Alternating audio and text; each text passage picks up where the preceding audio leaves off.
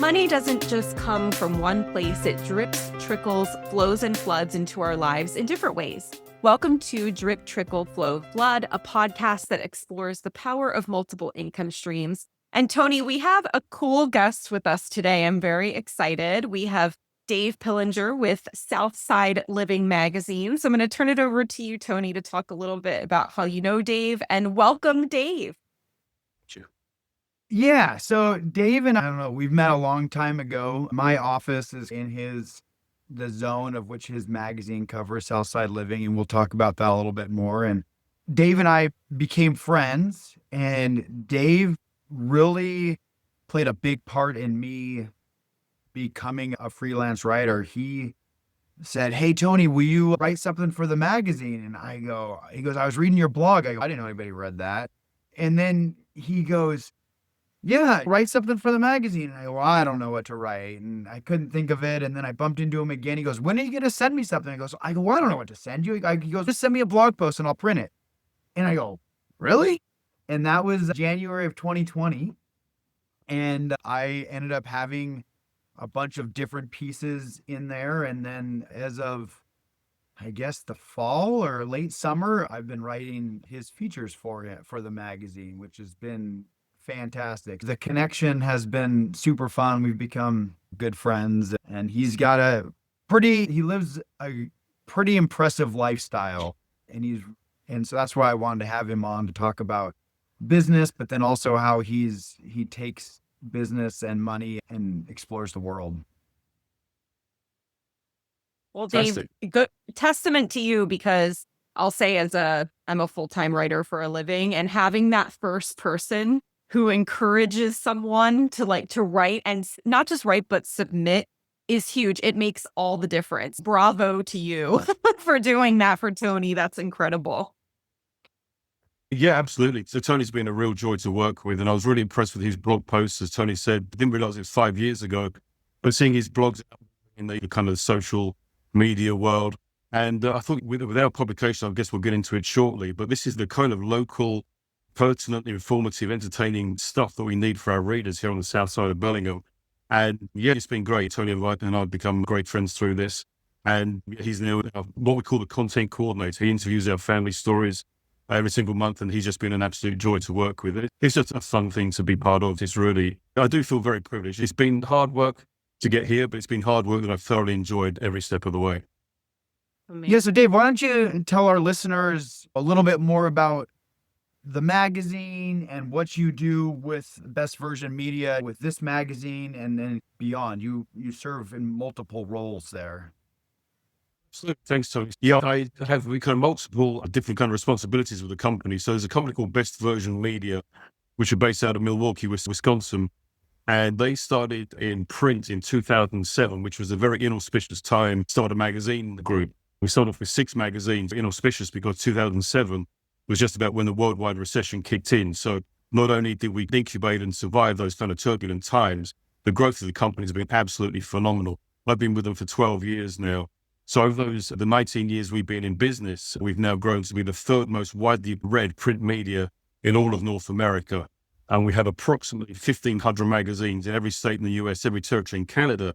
And the reason I emphasize approximately is because, check this out, we continue to launch, even after 19 years in business, on average, 20 new magazines every single month. And we have deadlines every 5 days, which means there's a brand new Best Version Media magazine going to print somewhere in North America, in USA and Canada, every 5 days, which goes against the kind of zeitgeist that print is dead. It absolutely is. And we created a thing called New Print, which goes against the kind of, again, the traditional kind of zeitgeist that print has died years ago. We launch new books every 5 days. It's absolutely phenomenal. And the reason is because we are social media in print, but we are not even citywide. We are neighborhood-centric magazines. So our magazine here in Birmingham, Southside Living Magazine, the book I started almost 12 years ago, is exclusively for homeowners and readers in the South Hill, Edgemore, Fairhaven, and Chuckanut Drive. It's the most kind of salubrious, affluent neighborhoods in the whole of Whatcom County. And that means that our sponsors who sponsor the magazine each month, because we are a free magazine delivered straight through the letterbox to homeowners here on the South Side, they know they're going to get their branding in front of qualified consumers, qualified on 2 levels. One, because they're local, they live between the South Hill and Chuckanut Drive, but also demographically, They own a home in these nice neighborhoods. So it's an amazing thing. It started 2007, and I joined almost 12 years ago. And then beyond starting the Southside Living Magazine, I actually recruited the company for Washington State, Alaska, Idaho, and Montana. And now the division I started about 11 and a half years ago, we brought in over $55 million worth of revenue into the company. And I'm one of 44 divisions. The company's, I say, we're the third most read print media in all of North America. It's just been an amazing, tumultuous ride. It's been such a fun thing to be part of. That's incredible growth. That's amazing, Dave. And just to break it down for our audience, is the magazine made up of both editorial and advertising, or is it like advertorial? So it's just a mix of both of those together, or all of it? So that's a really good question. Yeah, so the magazine costs over $9,000 a month to produce. It's delivered for free, I say, to these homeowners on the South Side. So it is very much editorial, because the last thing you want to is something shove through your mailbox each month, just full of ads. If it has to do with advertising, it's going to go straight into the garbage can, because we do know that through independent surveys, like direct mail, the high-end response rate on direct mail is like 1.5%. But there's 5 or 6 salient points, the reasons why Best Version Media and their magazines are so successful. And one of them is because of the content. Again, it's got a local and entertaining, informative. Now, here's the thing, it's family friendly. We all know what a messed up world we're living in right now. And unfortunately, I don't think it's going to get any better anytime soon. But we don't touch any of those we don't touch conflict or anything that's going to be contentious. It's got local good stuff. So anybody can pick this magazine up any time of the day, any age, and it's going to be just local stuff about Tony or Melissa or Dave or what's going on in the local community, which makes it a really fun thing to be part of, but also just family friendly. It brings a breath of fresh air to the South Side of Bellingham on a monthly basis. Dave, I've got a copy of Southside Living. This is the June 2025 issue. So this is where Lori Marshall, she's an local artist. She's on the cover. I wrote that piece. You turn in, and the first thing you're going to see is who is involved with the magazine. And then you've got a little piece of local history in here. Then there's the article on Lori and a lot of pictures. How this works is for this piece, I write the piece. Dave has a professional photographer that goes out and does the photography. It's a nice, glossy, just the quality of the magazine it's something you can hold on and touch. You got something in here about the Humane Society, a local race that went on. This is actually a pretty funny and a very Bellingham thing. The Wander to Wander, where you go from where you're going 1K just so you can drink. I didn't even know about that. I need this back. I need that. It doesn't come to my house. I'm not in those areas. It's the waiting list, Melissa. Yeah, the Wander thing. It's all about a very Bellingham thing. The two Wander breweries, 1 kilometer between them, where you have a beer, wander to the next one, and probably finish up with another one or two. So, yeah. But that's cool that this exists, because it does really it very much feeds the need, because not only is it positive, happy news for people to take in, it's family friendly. There's not a good source for local communities to know what's going on often, right? You can look at those like calendars of events, but often that just is dependent on if the business added something there. And then there's no real curation, no real editorial to it. So this is definitely unique and intriguing what you put together. Yeah, thank you. It really is. I've been in the media since November '82. That's the one industry I've always been in. So my goodness, also approaching 43 years in the media. And I've just loved every single minute. It's good to let me travel to 6 continents and working with different newspapers and all this kind of stuff, Getty Images, Reuters, et cetera, And I still love it to this day. I'm primarily recruiting these days, although I'm involved with the content of Southside Living Magazine. But one of the beautiful things, and there's a really powerful anecdote I'll share with you in a second, is that I'm a member with the Sunrise Rotary Club, and we have presenters every week. In fact, I haven't forgotten Tony. We're going to get Tony in as a presenter to tell his story. And Melissa, we lead a presenter every single week. So if you have a story to tell, you can come and share it with the group. But a lot of them are NGOs, not-for-profits, people who need a helping hand, just go and share their story. So when those presentations are over, the first thing I do, I make a beeline for the presenter, hand over my card, tell them about the magazine, because we have 32 pages of content to fill every single month. Come and tell you a story. We'll share it with 16,000 readers here on the South Side. And because they are affluent in affluent neighborhoods, there's a very good chance they will actually benefit from it by donations. We don't solicit donations, but we just tell the story. And the one I'm particularly proud of, years ago, there's a group called Growing Veterans up in northern Whatcom County. like a military veterans group, like a co-op group. And it was all about, they needed a new truck to bring their produce to the farmers market. And within 1 week of us sharing that story, in the group's called Growing Veterans, one of our readers in Edgemore had bought them a brand new truck.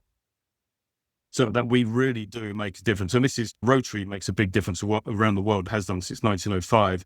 But here in Southside, I'm so passionate about this kind of stuff because we really do make a difference. This group, again, these guys have served in the armed forces, had this thing, needed a new truck, and one of our readers read this story within a week. They had a new truck. I mean, that makes a real difference. And then our tagline, just as a company, is called Bringing People Together, because that's exactly what we do. It's all about making those connections and making a positive impact. Just with my book here in Bellingham, but again, all across North America. It's a wonderful thing to be part of, to be honest with you.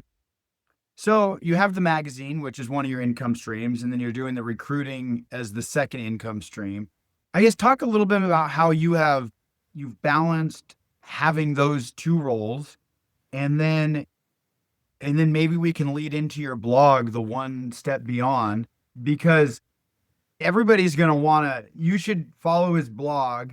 And Dave travels the world like, frankly, nobody else I know. He has just dedicated his life to just going and seeing awesome stuff. So talk about that passion and how you balance work and being able to do that travel. That is, thanks, Tony. That's something, it's been my passion since I was a kid. I think I actually mentioned it in the little One Step Beyond blog, kind of about page. And it's how I was obsessed with travel since I was a kid. I didn't actually fly anywhere until I was 19.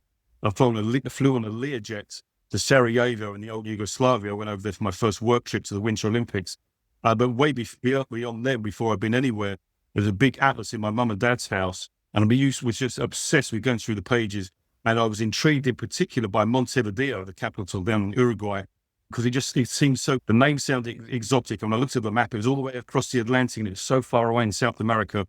And I finally got there and it just lived up to all my expectation. I just had this obsession. It's called Dromomania. Just absolutely a lifelong obsession with travel. So the way I've been very lucky, the one with us when I was with Getty Images for 16 years, the work took me to 6 different continents. I lived down in Australia for 6 years with Getty. I went down to Guyana in South America and South Africa on cricket tours and around the Caribbean for 4 months at a time following the England team, and just absolutely loved it. But then also tying that in with my equal passion for the media. So when I was a kid, I really wanted to be a writer, but in my self-confession, I was what I call a lazy little toad at work at school. I didn't do the academic side of it. I really should. If I had my time again, I would think like my brother did, very good at university. I just didn't go to university. So I wanted to get out on the road and start traveling. So I really wanted to be a sports journalist, but didn't follow that. But then luckily, I got involved with a small agency called All Sports in South London, where I'm from, in November 82. And then it just ignited my passion for photography because it was editing for photographers. To 20 of my best mates in the world, literally the best sports photographers in the world, Australians, South Africans, mostly British guys, and there's obviously some Americans as well. I've been very lucky through hard work as well, in at this for almost 43 years, to be able to combine the two. So that One Step Beyond a blog is just a new thing. It's just an opportunity to showcase the photography that I've enjoyed taking over the years. And then when I can get my act together, the thing I really love is the writing. In fact, just this morning, I just came up with a few sentences about how I wanted to describe a sunset. So I put that on my notes, and at some point I'll crowbar that into a future story just because I like the words. So it's a passion for words and photography, and luckily it helps pay my living expenses as well. A good marriage of the both. Absolutely. That's very cool. Then it makes sense now, your journey into what you've done now. What did I'm curious what some of those like early days looked like with this magazine. So did it always start as a like community-based element? Was it really clear what you were doing then, or was there like some growth over time? It started as one thing, evolved or emerged into something else? Yeah, that's a great question, Melissa. So the company Best Version Media have been in business since 2007. And I was with the Reuters news agency, and then completely out of the blue got made redundant. And I'm here in Bellingham, and I thought, my goodness, what am I going to do? Luckily, I can't remember who found who. I think they may have found me on LinkedIn. And it just sounded too good to be true, because I had to go down to San Diego for 3-day training. And then there's this thing called the baseline that you have to sell. which these days is over $9,000 to sustain the magazine each month. So I went down to trading. My first question was, do I need to invest into the magazine myself? Because I probably wouldn't have gone that route. I've had good severance pay from Reuters, but I wanted to make sure I was going to be set for me and my son. I'm a single parent here in Bellingham. And anyway, my mentor, who was actually on a national call this morning, a guy called Kevin Orton, who's based out of Utah, he's my mentor. He trained me down in San Diego 12 years ago. And what I had to do was go and sell what's called the baseline, which is get local businesses on board to buy. It's not advertising, it's sponsorship, because the magazine only exists because of the sponsorship. To get enough sponsors on board to cover the baseline, to send it off to print. It took me about 11 weeks to start the magazine. The average for the company is 8 weeks to start a brand new book. Some people have actually done it in 6 or 7 days, which has gone out and absolutely hammered it. But so I had to go out and sell enough sponsorship. Nobody got billed until the magazine went to print, and then it was after that. It was just it was a really emotional thing actually when the box of books turned up, and I thought this magazine didn't exist before I went out there and started knocking on doors and making phone calls. And a big shout out to Paul Hanson and Chuck Robinson of Village Books. They were the first people that believed in me and in Best Version Media. They were my first sponsor 138 editions ago, and bless them, they are still with us to this day. We have very good renewal rates here in Bellingham. That's part of the thing, because I'm well known in our company, again, with about 1,500 magazines. I've never missed a drop-off. In what we call a drop-off, you hand deliver out magazines to our sponsors every single month. So I'm going to go and do some this afternoon. Just hand deliver the book to all our sponsors. Hey, thanks for working with us. How can we help you? So we don't just shred pads and disappearance off into the sunset. We are true local business collaborators and partners. So that conservatively, it's about 7,000 drop-offs that are done, hand delivered around Whatcom County over the last 11 and a half years. It's fun. Even whether today I'll be out shortly doing some book drop-offs here. Sorry. Go ahead, Tony. Well, I want you to talk a little bit about that relationship, because I think that is, in my opinion, your biggest strength, right? Obviously, you're a hard worker. Obviously, the industry, you've been doing it a long time. But that relationship that you have with your sponsors, with the people that are covered in the magazine, with your writers, how do you foster that relationship and keep that going over all this time? Honestly, it's just because that's what I really enjoy. I've always been a people person. I'm certainly not very technical. I couldn't be a builder when working with Sarah or anything like that. It's certainly not a skill. It's just one of those attributes you have. I've always really enjoyed people. When you and I sit down for coffee, Tony, sometimes we sit and chat about all sorts of stuff, like an hour and a half. We think, hey, dude, we got to get going, get back to the rest of our day. So it just comes naturally. And I think I'm very receptive to people's moods. I'll go in and if I can see somebody's busy when I'm dropping their magazine off, I'll just say, hey, here's your ad. Thanks for working with us. It's on page 8. I'll be back next month. And without fail, they know that. But also, if people say, hey, Dave, come and have a cup of tea or whatever, I'll absolutely spend the time with them, because that's quite honestly the part I enjoy most about the whole opportunity is the people. Yeah, it's obviously we've all got to make a living, and producing this magazine each month is a real privilege and a real joy. Working with yourself, Tony, with the writing, and then Mark Turner, our fabulous photographer, and the different contributors. We work with the Bellingham Police Department, Sustainable Connections, the YMCA, all sorts of not-for-profits. And very often we have, in fact, every single month, we have more content than we have enough room for. So I have to prioritize things along time-sensitive content goes in first. But just being a people person, yeah, it's just a real joy. Quite honestly, I've been working for almost 43 years, and it's never felt like work. Actually, just because which I'm totally grateful for. It's not like I'm working at a coal mine or, driving a bus or doing something, with all due respect to coal miners and bus drivers. But for me, this is fun. It's fun, and I get paid for doing it, which is why I feel very privileged and totally grateful for the opportunity that has come along. That's amazing. And then, so now I'm curious, because obviously other folks in other cities or small towns around can build up their own magazine, right? That is part of this overall business model. And you're recruiting some of those people. Is that correct, in other towns? Oh, absolutely. Okay. I've been recruiting for 11 and a half years.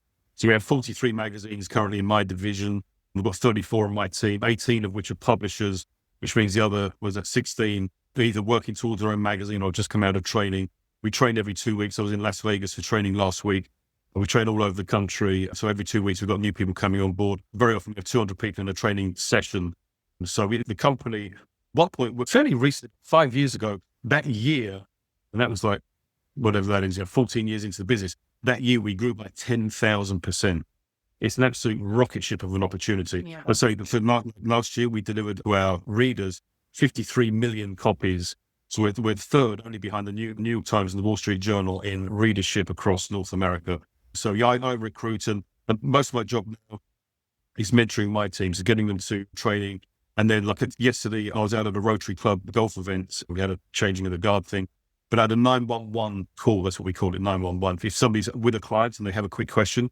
So I missed my shot because, hey, I've got to take this business call, and I was out on my golf cart. So it's kind of that thing where I can prioritize stuff. And if people need me, I literally say to my people, to my team, when I'm doing what we call a welcome call, I'm welcoming them to the company, I am literally available 7 days a week. I'm almost available 24/7. But I have taken calls from my team, 11 o'clock on a Sunday night before. Last year I was in Guatemala. I took calls when I was down there. Then at Christmas, I was out in the snow in Estonia with my son, 11 o'clock at night, drinking a rum groggy, they call it. And I had 3 calls in about an hour from my team. So the phone's, I'm conscientious. I love what I do. Okay, I may be like 11 time zones ahead, but I'm meant to help my team. If I see the phone ringing, I'm just going to pick it up and help people. Yeah, again, the profile of that person, because I can imagine is a lot of our listeners come from all over, and they are considering multiple revenue streams. So this seems like something that could be their main gig, right? It could be like their main flow. Or this also, to me, it sounds like something that some folks would already have local connections, like maybe they're in some sort of business or some kind of career where they're already well connected locally, to where this is a no-brainer revenue stream for them to sign on. So talk a little bit about that, like somebody coming to you and wanting to add this as a revenue stream to their world. What's the profile of that person? What type of person is this right for? that's a really great question, Melissa. And when I'm doing what we call a welcome call, so I've been through 2 interviews, been a market leader spoken. I'm actually the fourth point of contact, because it's what we do is, it's not for everybody. Selling sponsorships to Cider Magazine from ground zero is certainly not for everybody. It's for a minority of people, quite honestly, because it's not easy. So I've always said what we do is not easy, but it is really simple. It's basically 3 points: prospect, present, ask for the sale. But then having said that, during my welcome calls, I said there's only 2 prerequisites to succeed in this industry with best version media. One is a work ethic, like anything in business these days, like Business 101. You've got to go out and do the work. But then secondly, is something as simple as an affinity for people. If you like meeting with people in person or talking to them on a video call or over the phone or whatever, anybody from any walk of life can make a really good lifestyle and the business through this best version media opportunity. So we have people, ex-military, police officers, bus drivers, ex-college professors from all walks of life with no previous sales experience, but they don't mind putting their blinders on, going out, making the phone calls, doing the presentations, and then because they're good with people, that's all that's required. It's a really simple process. Our CEO, ex-professional athlete, he was a linebacker for the Patriots and the Buffalo Bills. So anybody from anywhere can do it. If you like people and you work, this could be the opportunity for you. And here's the other thing. It's literally an unlimited earning potential. Once your magazine's in print, and we pay commission at 80% to publishers, which is obviously incredibly attractive, very aggressive commission. There's literally an unlimited earning potential. A lot of people are making a fabulous living with this opportunity with best version media. That's a big commission. Yeah. Wow. It is, because I think it's just the best in show, best in class, because what you do need to do is it's probably on average selling 11 or 12 sponsorships to get the magazine to print. And so it took me 11 weeks. In that time, there's no benefits to independent contracts, entrepreneurial opportunity. So you go out and basically put your faith in yourself to go and do the work. But then during that time, you only get paid that commission once the magazine gone to print. So the first 12 ad sales, for example, you're building the foundation of your magazine, covering the costs. And then everything above that goes into the 80% commission. It's residual commission. So yeah, we have very good renewal rates as well. Dave, this has been really informative. I've learned a lot. I feel like I know a lot about the magazine and the world behind it, but I've learned a lot just from this discussion. I guess before we run out of time here, I'd love you to, if you're comfortable, talk a little bit more about the travel, and specifically traveling with your son and that world because it's pretty inspirational how you two have traveled together and how you've ingrained that adventurous spirit that you have into him. And then I'd like to know what kind of camera you use, because on your website here, the pictures are awesome. Yes, that's always been my obsession. I'm lucky that Sydney, my son, who's Tony has met, he's going to be 21 in August. And I've lost count, like maybe 17 or 18 countries we've been to together. But I'm a big believer in slow travel, seeing things comprehensively. It's not a case of, hey, we've been here, there, and everywhere just to count them off. So I know I've taken him to Spain 5 times, down to Andalusia, which is just about my favorite place on the planet. But then we're actually talking about it over Father's Day a weekend. There was this one year, just a couple of years back, where we went to Belize on a trip, and then 2 weeks later on a company trip to Antigua down in the Caribbean. Then during the summer, Croatia and Bosnia. And then that winter, I think it was Germany and the Czech Republic. But it's just absolutely priceless. I was actually saying to him, and we totally agree, that material stuff, skateboards and bikes and cricket bats or baseball bats or whatever, is stuff that can be broken or stolen or superseded. But so it can be taken away from you or you lose interest in it. But once you've been to someone, you've had that travel experience, nobody can ever take it away from you. So Sydney and I stood on the Mostar Bridge. I think I may have told you about this, Tony. It's in Mostar in Bosnia and Herzegovina, 4:30 in the morning to hear the call to prayer. And Mostar is one of my favorite places. It's absolutely incredible. An old Ottoman Empire, a Muslim kind of enclave in Bosnia. And there's 27 mosques, and they all went off with their call to prayer. It was actually about 5 a.m. by the time they started. It was literally just myself and Sydney on that bridge. It's one of the most amazing experiences, and we've done a lot. And then I turned 60 August 11th. He turns 21 August the 15th. So we're going over back to the old country, back to England. And then just me and him, I'm taking him to Slovenia, Italy, and back into northern Croatia where we haven't been before. And it's absolutely priceless. The time is flying by so quickly. To have those experiences with your kid I wouldn't exchange it for the world.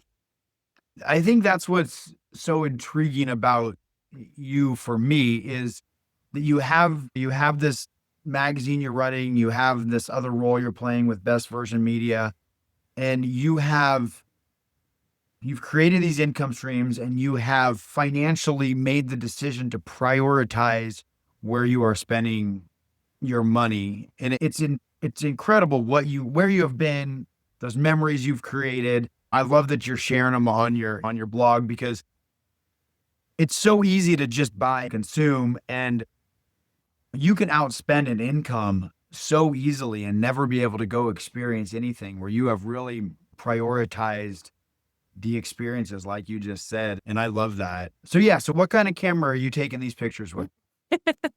The real questions. Primarily a Canon D7, which is an SLR. So I've never call myself a photographer, but I think I'm a career picture editor with a good eye for a picture, so composition, etc. I think I'm very good at that. When it comes to the technical side of things, again, because I'm not a technical person, but again, 20 of my best mates are literally the best photographers in the world. In fact, an ex-girlfriend of mine down in Australia is probably the best female photographer in the world, a lady called Narelle Ortio. She's a phenomenal photographer. But then the Canon D7, so the latest gallery I just put up was from Cuba. In fact, 2009, I've got it up on my wall here. And that was with my Canon D7. But then again, there's some words in it. Some of them are picture slideshows, some of them are words and pictures together, which is what I really enjoy. I'm just about to finish a story about Sydney and I going to Croatia a couple of years ago. But just to get back to that mindset, Tony, there's that whole thing where, again, I'd rather have the experiences than the stuff, and you just can't replace that. And Sydney's really embraced that. He's been a lucky kid. His mum took him to Japan a couple of years ago.